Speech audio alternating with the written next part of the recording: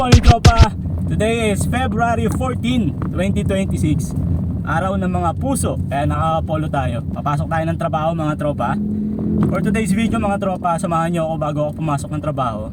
Meron tayong racket na pinasok itong mga nakarang araw. So tayo ay sumali sa isang bazaar na ginanap sa kumpanya na pinagtatrabahuan ko, sa White Philippines Incorporated.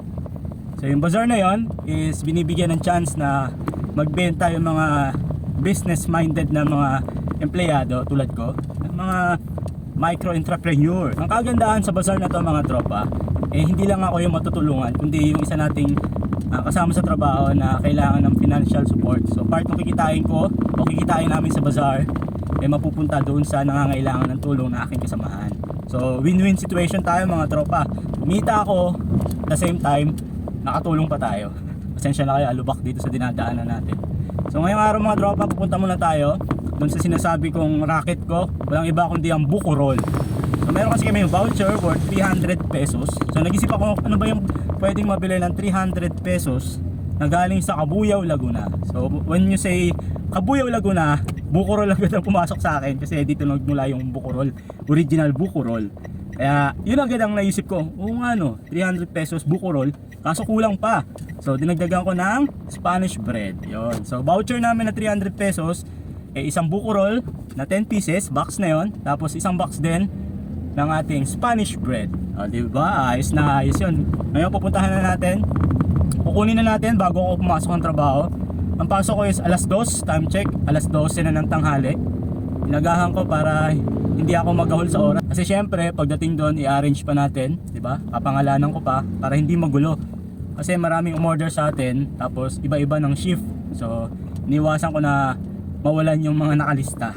So, pa-priority muna natin is yung mga nag-advance order sa akin. Pwede pa namang umorder sa Monday, pero sa ngayon yung mga umorder lang muna. So, nandito na tayo sa bukid, part ito ng San Isidro. So, yung pupuntahan natin, barangay Katapatan. So parte pa rin siya ng Cabuyao. So buko roll. Yan o. Dati ko nang binlog yung buko roll. So nasarapan kasi ako. Hindi siya ganong matamis. Tapos saktong-sakto siya sa kape. Kaya sabi ko yun agad ang naisip ko. Kung ano, buko roll. Kaya buko roll yung pagkakakitaan natin ngayong araw mga tropa. Valentine's Day pero racket pa rin tayo. Pero hindi pa rin mawawala syempre yung diba ng Valentine's Day. Ano yung pagmamahalan, di ba? Araw-araw dapat nagmamahalan, hindi lang Valentine's Day. Pero special na araw yung February 14. So, ginawa ko kanina pagising ko. Malik lang ako kay Mrs. Siyempre, toothbrush muna ako. Nalikan ko kay Mrs. ko, Happy Valentine's Day. Yan. Kasi si Mrs. hindi siya maano sa ano eh. Ayaw niya ng bulaklak. Gusto niya pagkain. Kaya iniisip ko sa rest day, kakain na lang kami sa labas kasama yung mga bata. So, 4 kami busog. Kesa nga naman sa flowers, bibili tayo ng bulaklak.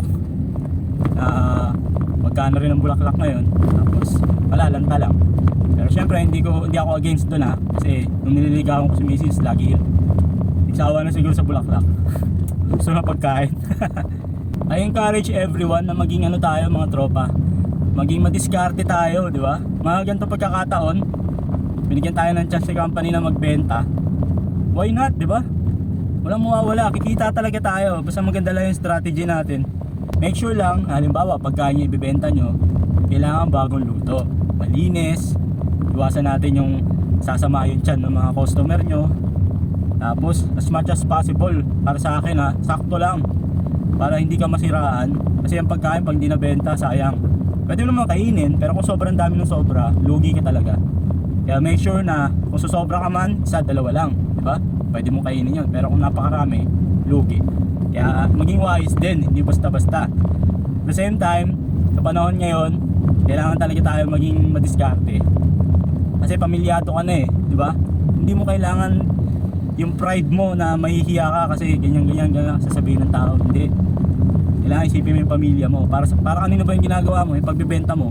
Para sa sarili mo lang ba? Hindi, di ba? Lalo na kung may pinag-aaral ka, may mga utang kang binabayaran, di ba? Actually tropa, rest day ko natapat yung bazaar. So 12 and 13, rest day ko pareho yun. Pero nandun ako sa company ng around 10 AM hanggang 2 PM. So nagalat ako ng 4 hours dun sa kumpanya para dun sa pagbibenta, pagkuha ng order ng mga paninda namin na buko roll and Spanish bread. which is napakasaya kasi sold out. Sold out.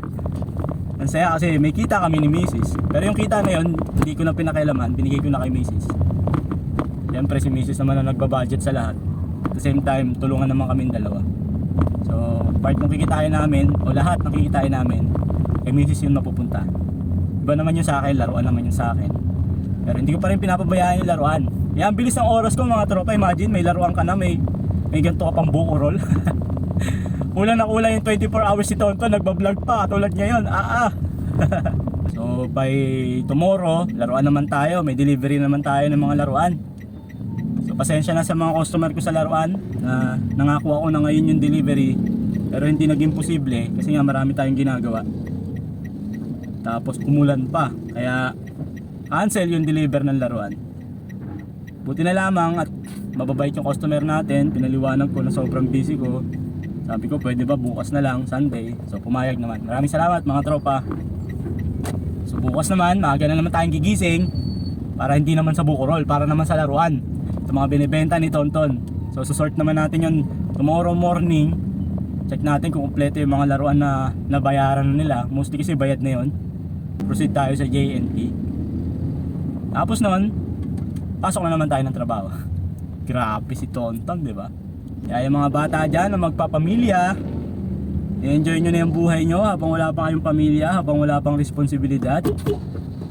Pero mas maganda, habang ni-enjoy nyo yung pagkabata nyo, pagkabinata at pagkadalaga, kumikita na kayo. Mag-isip na kayo ng mga business na pwedeng isabay habang nagtatrabaho kayo, para lagi tayo may pera sa bulsa. Tandaan nyo yun mga tropa. Napaka-importante na lagi kang may pera sa bulsa. Alam mo kung bakit?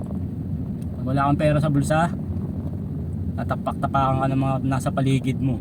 Ang liit ng tingin nila sa'yo. Pero once na may pera ka, ito yung realidad ngayon sa mundo natin eh. May pera ka, hindi ka nila pubulihin. Kasi alam nila may pagmamalaki ka eh. Alam nilang mas lamang ka sa kanila. Kaya may ilang silang bulihin ka. Tandaan nyo yan mga tropa. Make sure na habang nagdadalaga pa lang kayo at binata, kumikita na kayo, para hindi nyo madanas yung mga naranasan ko nung kabataan ko. Nandito na tayo mga tropa. Original buko roll ng Cabuyao, Laguna. Kunin na natin yung order natin. Nakuha na natin tropa yung mga buko roll tsaka Spanish bread na order natin. So order natin is 28 na box ng buko roll and 27 na box ng Spanish bread.